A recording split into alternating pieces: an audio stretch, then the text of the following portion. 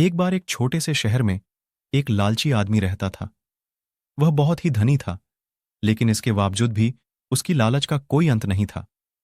उसे सोना और कीमती वस्तुएं काफी प्रिय थीं, लेकिन एक बात जरूर थी कि वह अपनी बेटी को किसी भी चीज से ज्यादा प्यार करता था। एक दिन उसे एक परी दिखाई दी। जब वो उसके पास आया तो उसने देखा कि पेड़ की कुछ शाखाओं में परी के बाल फंस गए थे। उसने उसकी मदद की और परी उन शाखाओं से आजाद हो गई। लेकिन जैसे जैसे उसका लालच हावी हुआ, उसने महसूस किया कि उसके इस मदद के बदले में एक इच्छा मांगकर उसकी मदद करके वो आसानी से अमीर बन सकता है। ये सुनकर परी ने उसे एक इच्छा की पूर्ति करने का मौका भी दिया। ऐसे में उस लालची आदमी ने कहा कि जो कुछ मैं छूऊं वह सब सोना हो जाए। बदले में ये इच्छा को भी उस परी ने पूरी कर दी थी।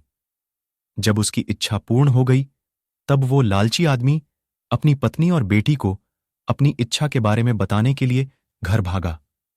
उसने हर समय पत्थरों और कंकड़ को छूते हुए और उन्हें सोने में परिवर्तित होते देखा, जिसे देखकर वो बहुत ही खुश भी हुआ। घर पहुंचते ही उसकी बेटी उसका अभिवादन करने के लिए दौड़ी। जैसे ही वह उसे अपनी बाहों में लेने के लिए नीचे झुका, वह एक सोने की मूर्ति में बदल गई।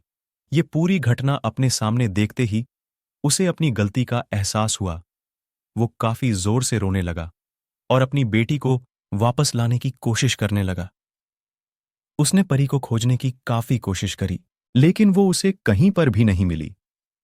उसे अपनी मूर्खता का एहसास हुआ, लेकिन अब तक काफी देर हो गई थी। कहानी की सीख। इस कहानी से हमें ये सीख मिलती है कि लालच हमेशा पतन की ओर ले जाता है।